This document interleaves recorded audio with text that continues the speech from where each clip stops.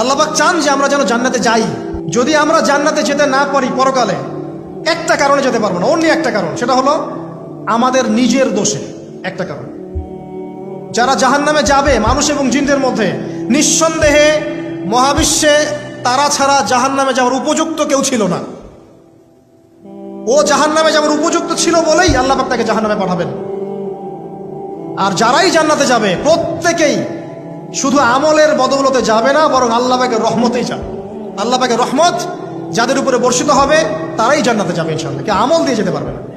যত আমলই করি বলা যাবে না এই আমলের বদৌলতে জান্নাতে যেতে পারবো। আল্লাহ পাক দয়া না করলে হবে না। আল্লাহ পাক চান যে আদম সন্তান যেন জান্নাতেই যায়। এই কারণেই সৃষ্টি করা, এই কারণেই আপনার ওহীভিত্তিক গ্রন্থগুলো পাঠানো, এই কারণে নবী রাসূল পাঠানো, আলেম ওলামা সৃষ্টি করা, মানুষকে সতর্ক করা, হায়াত দেয়া, বারংবার জীবনে চলতে ফিরতে আপনাকে অ্যালার্ম করা হয় আল্লাহর পথে ফিরে আসেন, আল্লাহর পথে ফিরে আসেন। অ্যালার্ম করা হয় না? বিপদ দিয়ে আপনাকে অ্যালার্ম করা হয় আল্লাহর পক্ষ থেকে। আপনি চলতে পথে হোঁচট খান, আল্লাহ আপনাকে অ্যালার্ম দেন, ফিরে আসো। চলছেন বিপথে, আল্লাহ পাকে অ্যালার্ম দেন, ফিরে আসো। আল্লাহ পাকের পক্ষ থেকে কিন্তু এগুলো আসে। অদ্ভুত একটা হাদিস বললাম, অদ্ভুত বলতে বলছি অ্যামেজিং হাদিস, যে একজন সাহাবী বলছেন, সালমান রাদিয়াল্লাহু আনহু, তিনি বলছেন যে যখন মুমিনের উপর বিপদ আপদ বালা মুসিবত আসে, তখন মুমিনের এই বিপদ আপদ বালা মুসিবত রোগ শোকের বদৌলতে আল্লাহ পাক তার গুনাহগুলোকে মাফ করে দেন এবং তার মর্যাদাকে বাড়িয়ে দেন, এবং সে আল্লাহর দিকে ফিরে আসার অনুশোচনা করার সুযোগ পায়। আর যখন কাফের মুশরিক বা ফাসিক মানুষকে এইসব রোগ ব্যাধি বিপদ আপদ বালা মুসিবত ঘিরে ধরে, তার দৃষ্টান্ত সেই উটের ন্যায় যে উটটাকে তার মালিক বেঁধে রেখেছে, এরপর ছেড়ে দিয়েছে। সে উটটা বুঝতেও পারলো না কেন তার মালিক তাকে বেঁধে রাখলো আর কেনই বা তাকে ছেড়ে দিল। কথাটা কি বুঝতে পারছেন? যারা আল্লাহ দ্রোহী, তাদের উপর যখন বিপদ আপদ বালা মুসিবত আসতে থাকে, তারা বুঝে না যে কি জন্য আসলো আর কেন চলে গেল। কিন্তু মুমিন ব্যক্তি যারা মুসলিম, আল্লাহর অনুগত, তাদের বিষয়টা হচ্ছে এমন, বিপদ আপদ বালা মুসিবত রোগ ব্যাধি তাদেরকে আল্লাহর দিকে ফিরিয়ে নিয়ে আসবে ইনশাআল্লাহ।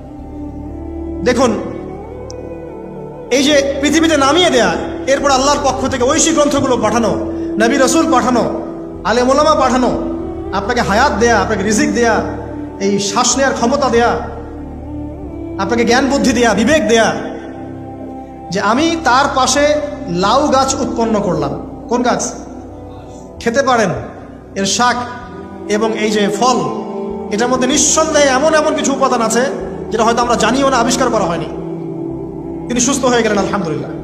আমরা তো শিখেছি সমাজবিজ্ঞান বইগুলোতে যে আমাদের পূর্বপুরুষরা নাকি গুহায় থাকতো আর গাছের ছাল পাতা খেয়ে থাকতো, তাই না? লতা পাতা খেয়ে থাকতো, গাছের ছাল পাতা খেয়ে থাকতো, পোশাক করতো আর কি।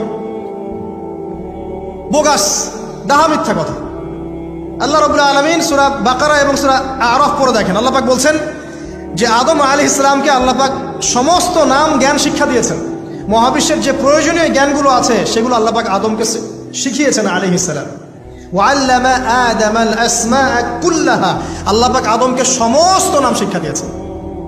আমাদের পিতা মাতারা মূর্খ ছিলেন না, তারা সৃষ্টি থেকেই জ্ঞানী ছিলেন। আদম আলাইহিস সালামের পারমাণবিক বোম বানানোর কোনো প্রয়োজন ছিল না। ছিল? বানান নাই। আপনার মধ্যে এই জ্ঞানটা আসছে কিভাবে? বাই ডিএনএ আপনি জ্ঞান পাচ্ছেন, কারণ আমরা আদম সন্তান। অনেক জ্ঞান আমাদের ভিতরেই আছে, এগুলো চর্চার মধ্য দিয়ে, গবেষণার মধ্য দিয়ে প্রস্ফুটিত হয় মাত্র। জ্ঞান ভিতরে আছে আমাদের, আমাদের পিতাকে জ্ঞানী করে পাঠানো হয়েছে। এই জ্ঞান শিক্ষা দেওয়াটা হচ্ছে আল্লাহ পাকের সবচেয়ে বড় দয়াগুলোর মধ্যে একটা। রহম করেছেন। শুধু তাই নয়, আদম আলাইহিস সালামকে এমন জ্ঞান শিক্ষা দিয়েছেন যে জ্ঞান ফেরেশতারা পর্যন্ত জানতো না। এটা কি দয়া নয়?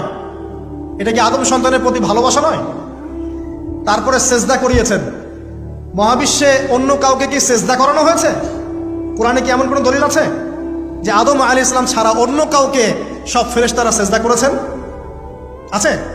তাহলে এই যে সম্মান দেয় আল্লাহর পক্ষ থেকে, সম্মান কিসের ভিত্তিতে? সম্মান শারীরিক ক্ষমতার ভিত্তিতে? সম্মানটা কি কারণে? জ্ঞানের কারণে, ইলমের কারণে, জ্ঞানের কারণে সম্মান। এই সম্মান দেওয়াটা কি আল্লাহ পাকের রহমত এবং দয়ার নিদর্শন নয়? অতএব সম্মান পেতে হলে, আল্লাহ রহমত পেতে হলে সেই জ্ঞানের চর্চা আবার ফিরে আসতে হবে। আপনি যদি আজও সেই ওহির জ্ঞানের চর্চা করেন, আল্লাহ পাক এই পৃথিবীবাসীর বুকের মধ্যে আপনার জন্য সম্মান পয়দা করে দিবেন ইনশাআল্লাহ। দেখেন কোথায় যাবেন, যে কোনো জায়গায় যান। নবী ঈসা আলাইহিস সালামকে চতুর্দিক থেকে আক্রমণ করছে ইহুদিরা। আল্লাহ রাব্বুল আলামিন তাকে এমন হেফাজত করলেন, তার কাছে তাকে উঠিয়ে নিলেন। এটা কি দয়ার পরিচয় নয়? এই যে একটু আগে তেলাওয়াত করলো শুরুর আগে নবী মূসা আলাইহিস সালামের ঘটনা, বনু ইসরাইল একটার পর একটা অবাধ্যতা করেই গেছে। আল্লাহ পাক তারপরেও তাদের কাছে নবী পাঠিয়েছেন, নবী মূসাকে পাঠিয়েছেন। ফেরাউনের মতো জালেম শাসকের হাত থেকে বনু ইসরাইলকে আল্লাহ পাক উদ্ধার করেছেন। এটা কি দয়ার পরিচয় নয়? নবী মূসা আলাইহিস সালাম গাছের নিচে বসে আছেন, খাবার নাই, বাসস্থান নাই, কিচ্ছু নাই, বরং তার গায়ে একটা অপবাদ দেওয়া হয়েছে যে তিনি নাকি একজন মানুষকে খুন করেছেন, অথচ তার ইন্টেনশন সেটা ছিল না। তিনি একটা ঘুষি দিয়েছেন লড়াই থামানোর জন্য, ওই এক ঘুষিতেই সেই ব্যক্তি ডেড। এবার তিনি গাছের নিচে বসে দোয়া করছেন, রব্বি ইন্নী লিমা আনজালতা ইলাইয়া মিন খাইরিন ফাকির। আল্লাহ, আমি নিঃস্ব অসহায় হয়ে এখানে বসে আছি, তুমি আমার উপর তোমার যে রহমত পাঠাবে আমি তার ভিখারি হয়ে বসে আছি। দোয়া করার সাথে সাথেই ওই শুআয়ব আলাইহিস সালামের মেয়ে হেঁটে হেঁটে চলে আসলো। তিনি স্ত্রী পেলেন, তিনি শ্বশুর পেলেন, একজন নবী পরিবার পেলেন, বাসস্থান পেলেন, চাকরি পর্যন্ত পেলেন। 8 বছর তিনি রাখালি করেছেন শুআয়ব আলাইহিস সালামের ফার্মের মধ্যে। দয়া মুহূর্তেই চলে আসবে, শুধু আল্লাহর দিকে অভিমুখী হলেই হয়, এগুলো দয়া। আইয়ুব আলাইহিস সালামের কথা মনে আছে না? দীর্ঘদিন রোগে ভুগছেন, চিকিৎসা হচ্ছে না, ভালো হচ্ছে না, শেফা হচ্ছে না। এখানে যারা আধ্যাত্মিকত্ব নিয়ে পড়াশোনা করেন, লেখালেখি করেন, তারা বলেছেন তাদের কিছু কিতাবের মধ্যে, রোগটা যখন এমন একটা পর্যায়ে চলে আসলো যে তিনি জিহ্বাটা নড়াতে পারছেন না, কারণ তিনি আল্লাহ পাকে জিকির করতে প্রচন্ড ভালোবাসতেন। এক পর্যায়ে রোগটা এমন একটা জায়গায় চলে আসলো যে জিহ্বাটা তিনি নড়াতে কষ্ট হচ্ছে। তখন গিয়ে তিনি বলছেন, রব্বি আন্নী মাসসানি আদ-দুররু ওয়া আনতা আরহামুর রাহিমিন। হে আল্লাহ, আমাকে কষ্ট স্পর্শ করেছে, আর তুমি তো ক্ষমাকারী, রহমকারীদের মধ্যে সর্বশ্রেষ্ঠ রহমকারী। আমি জিকির করতে পর্যন্ত পারছি না, আল্লাহ আমার রোগটা শেফা দিয়ে দাও। বলার সাথে সাথে আল্লাহ রাব্বুল আলামিন প্রস্রবণ ঝর্ণা তৈরি করলেন, এখানে গোসল করো, শেফা হয়ে গেল। এগুলো কি রহমতের পরিচয় নয়?